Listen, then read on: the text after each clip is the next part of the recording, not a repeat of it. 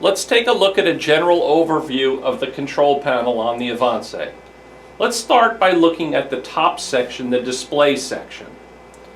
Right up in the upper right hand corner here, we have the date and the time. Below that, we have the memory location where this design is stored. This particular design is stored in memory location number 4. This is the number of stitches in the design. This is the stitch number that we're currently on. We're not running the design, we're at the very beginning, so we're at stitch 0. The repeats, X is set to 1, Y is set to 1, which means we're not repeating this design, we're just sewing one copy. The speed, that's the operating speed of the machine. We can change that ahead of time or during operation. The time, that's the time from when we hit the start button till it sews the very last stitch. One thing you want to remember when it comes to time, if you have a thread break, the machine doesn't take that time and cut it out. So any amount of time that it's stopped during a thread break will be added to this running time. The number, that's the total number of sew outs or units we have completed. Total stitches, that's how many stitches the machine has sewn.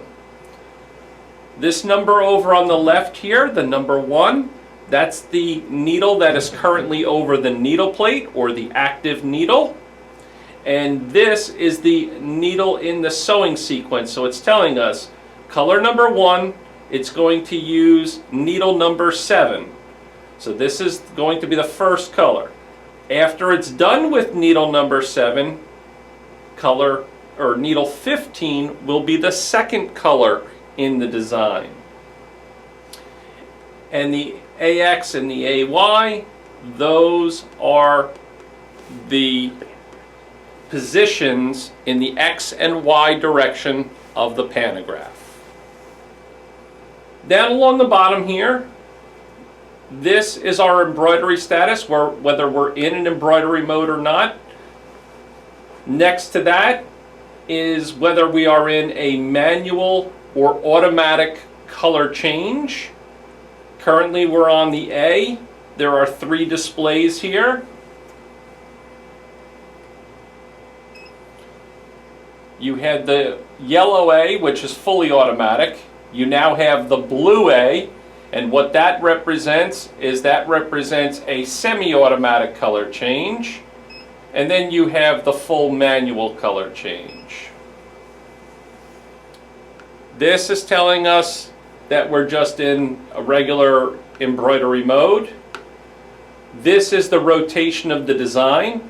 And when you use this function, it's going to move in increments of 90 degrees forward. And then it's going to mirror the image and rotate in increments of 90 degrees. This is the indicator telling us our pantograph speed.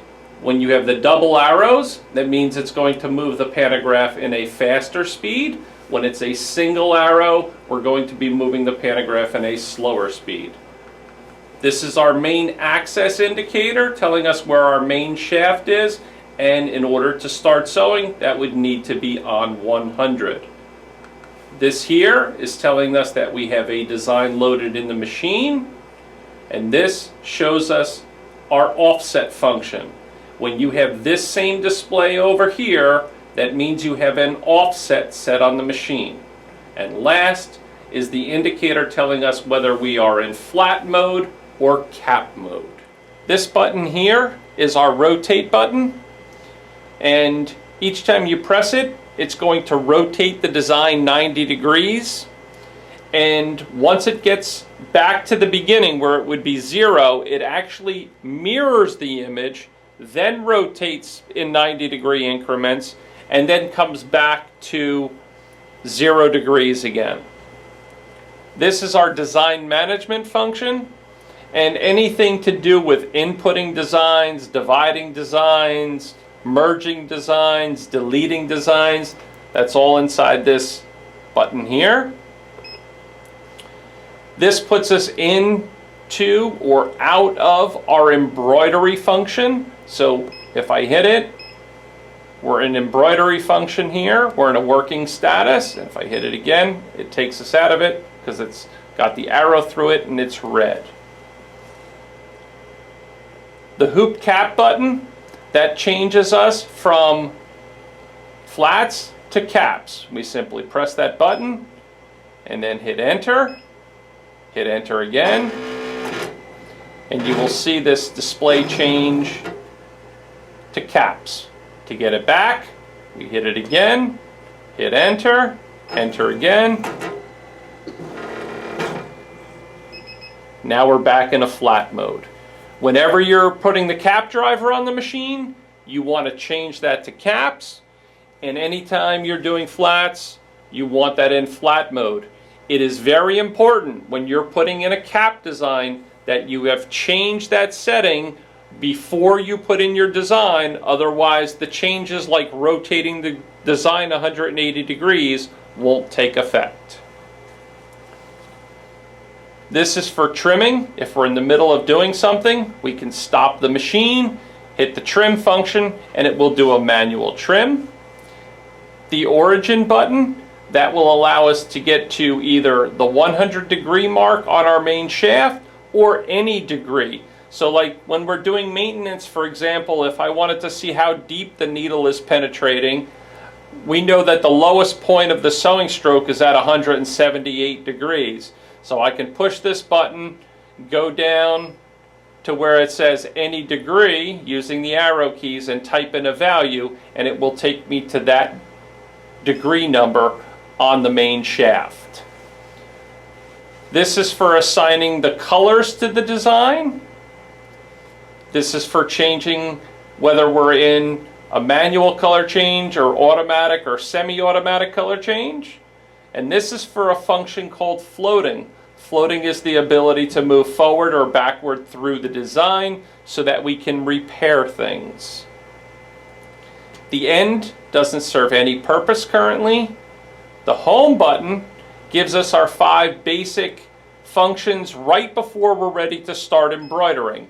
Things like setting the start point, the contour range check, where we're actually doing an accurate outline trace of the design range check, where we're doing the box outline to see if the design's going to fit, and our back start function, which brings us back to stitch 0, which would be the very beginning of a design. So if you're ever in the middle of sewing something and you don't wish to finish it and you want to clear it out, you go to back start and then hit the enter button.